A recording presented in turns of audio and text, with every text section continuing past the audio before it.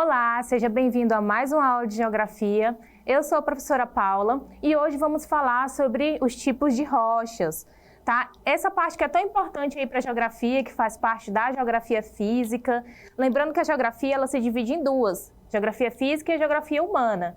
Essas questões de rocha, da litosfera, da hidrografia, atmosfera, é a parte da Geografia Física, que inclusive nós vamos ver hoje aí algo relacionado à litosfera, que é o tipo de rochas, que também entra aí no assunto de geologia, tá? Então vamos lá. Estudo das rochas. Para começar a falar sobre o estudo das rochas, eu trouxe aqui para vocês uma questão do Sistemas Farias-Brito, de Ciências Humanas, questão 171, da página 50, e vai mostrar aqui um esquema do ciclo das rochas, e vai falar aí que a geologia é o estudo da origem, formação e dinâmica das rochas.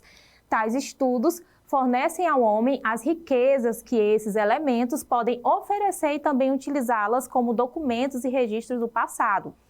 Sobre a temática geologia, é correto aferir que... Aí vai falando aqui sobre afirmações, né, sobre as rochas ígneas, sobre a questão das rochas sedimentares, e aí lá no final da aula nós vamos retomar para resolver aí de forma assim, bem clara essa questão do material Farias-Brito.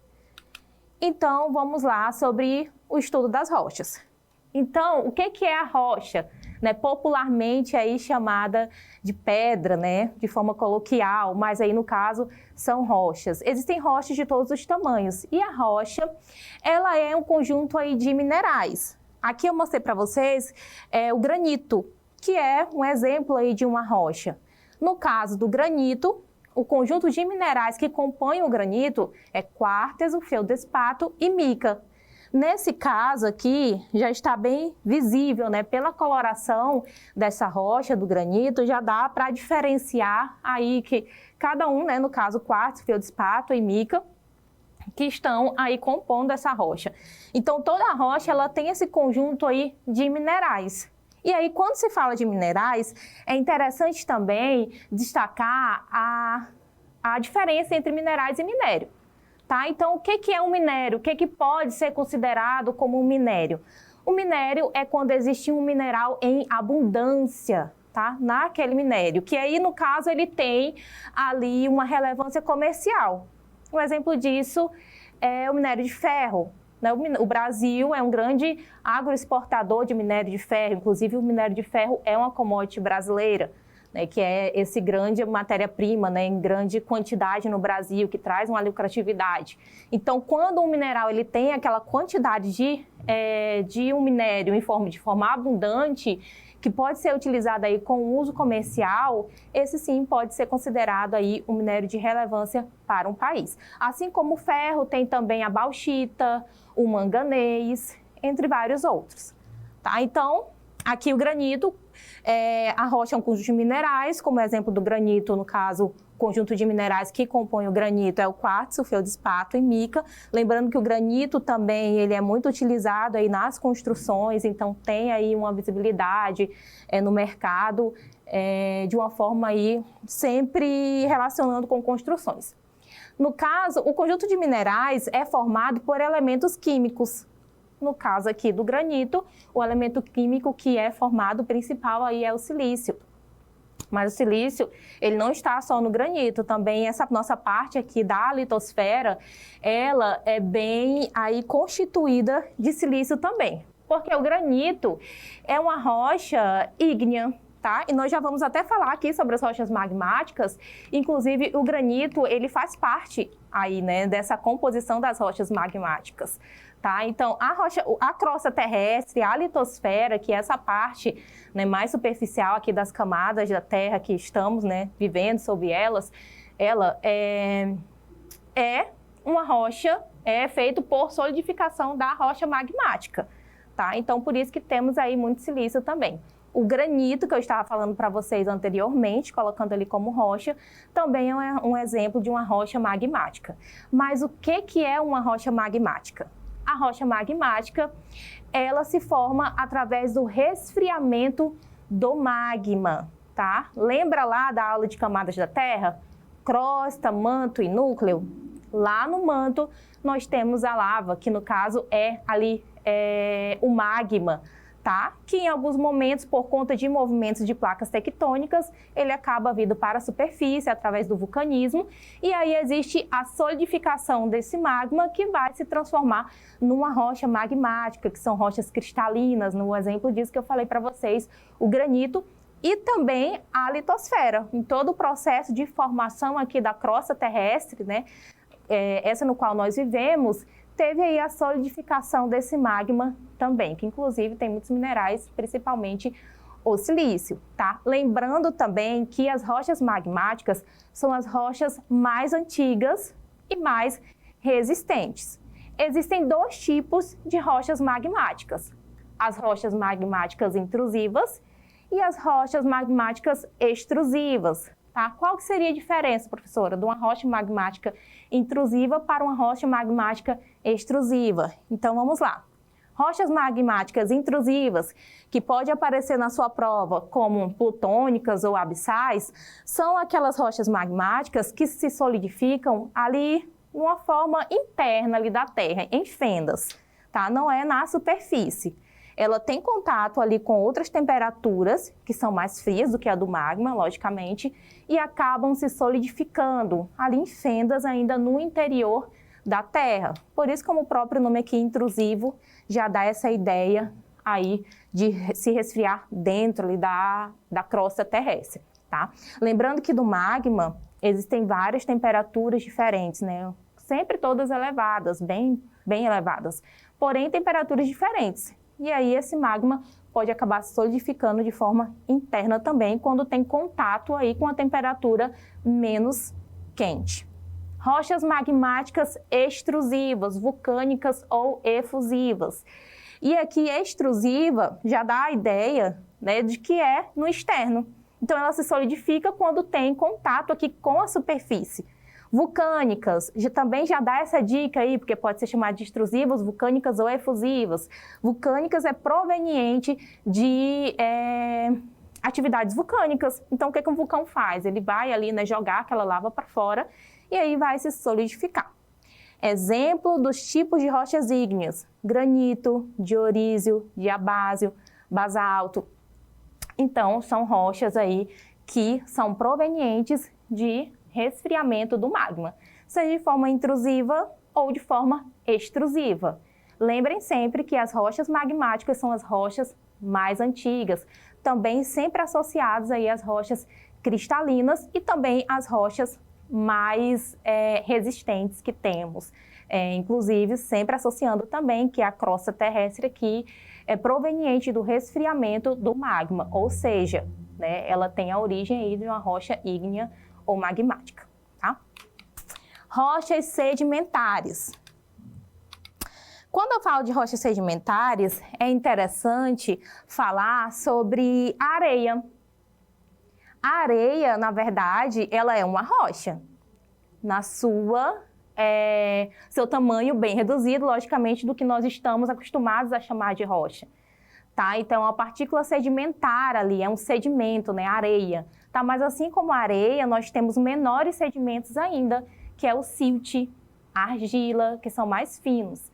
Tá? Então, aquilo que a gente acaba falando ali na praia, chama de areia de forma geral, mas ali tem vários sedimentos diferentes. Pode ter silt, pode ter a areia propriamente dita, que é o sedimento menor, tá? O silt. Então, nós, lógico, no dia a dia usamos essa palavra, né, como areia, ali se referindo a toda a parte ali da praia, mas lógico que cientificamente, se você for analisar, ali tem várias outras partículas. O que é uma rocha sedimentar?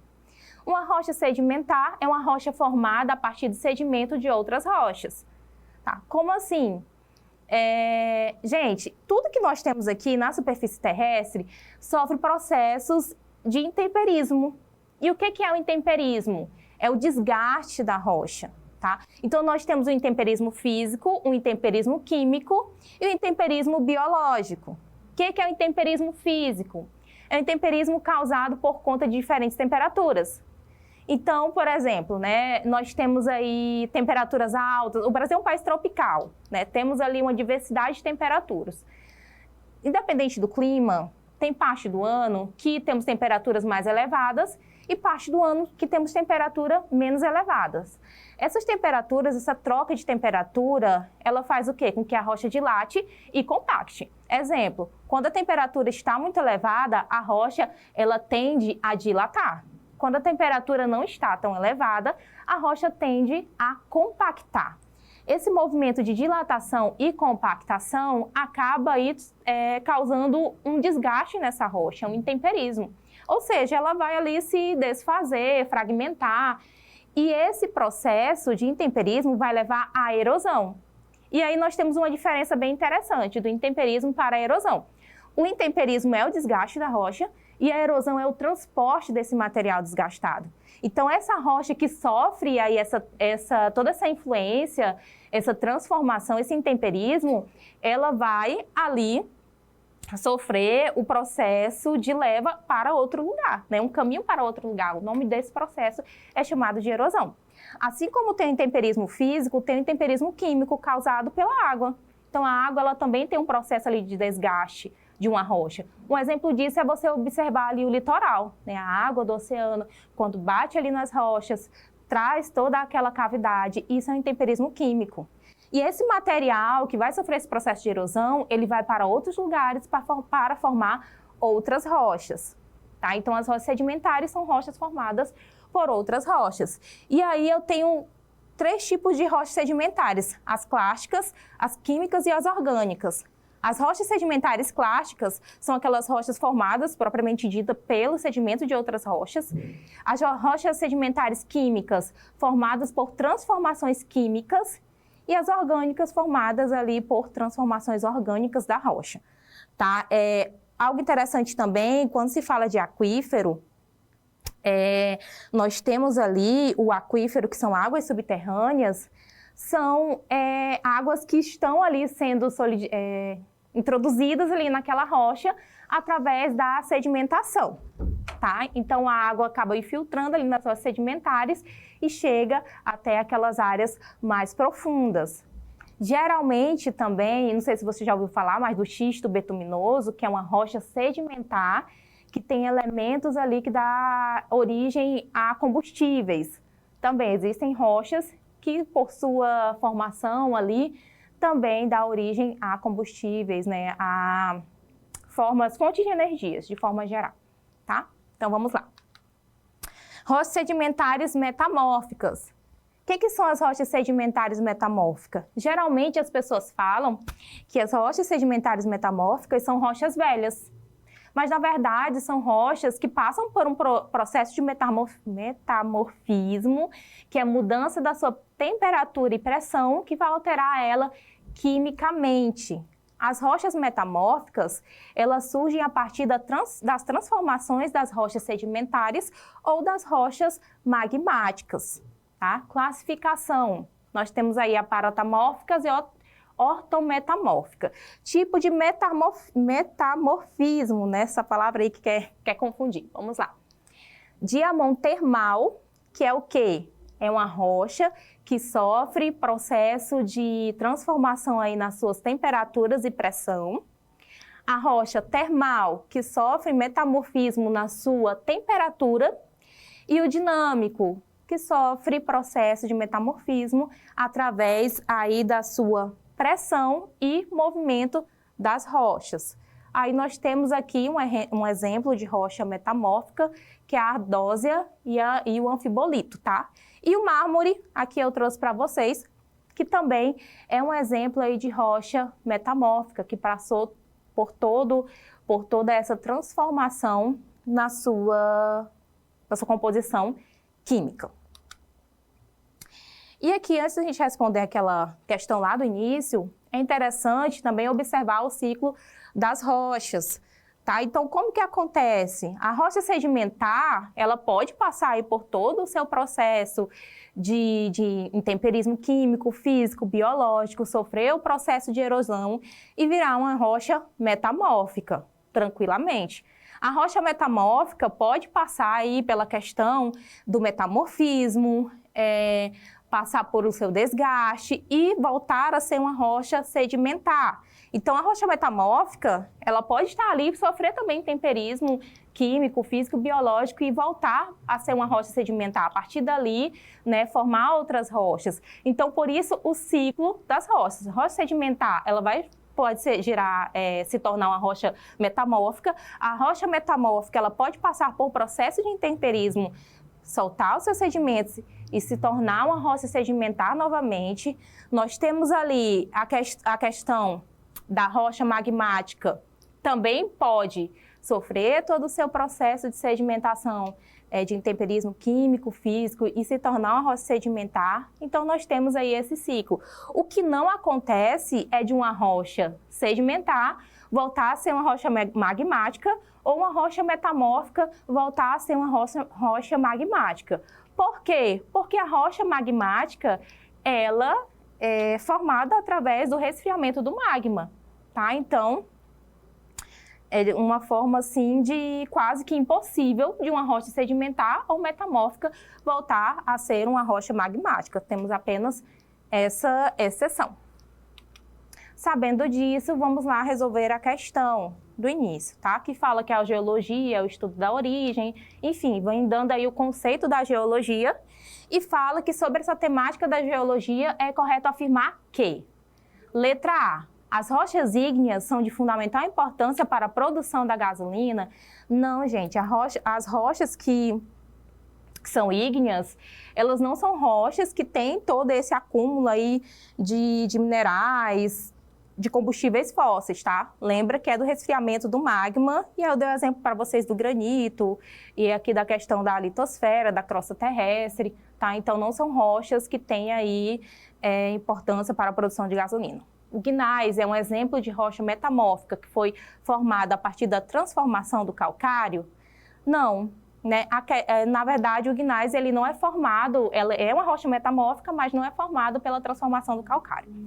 Letra C. As rochas sedimentares, se comparadas às rochas magmáticas, são mais recentes, pois datam da era pré-cambrianas? Nem sempre, tá, gente? Lógico que a rocha magmática, ela é uma rocha que é considerada aí as mais antigas, mas não tem essa relação com a era pré-cambriana, aí não é de forma correta. Letra D. Toda rocha metamórfica é resultado da transformação sofrida por rochas magmáticas, sedimentares ou até mesmo outras rochas metamórficas? Sim, porque toda rocha ela passa pelo seu processo aí de metamorfismo, por temperatura e pressão, e em algum momento ela vai se tornar aí metamórfica, tá? Então, nós temos aqui o gabarito da questão, e a letra E diz, na era cenozoica, inicia-se o processo de formação das rochas metamórficas, período em que pode ser encontrado 64% da estrutura geológica do Brasil?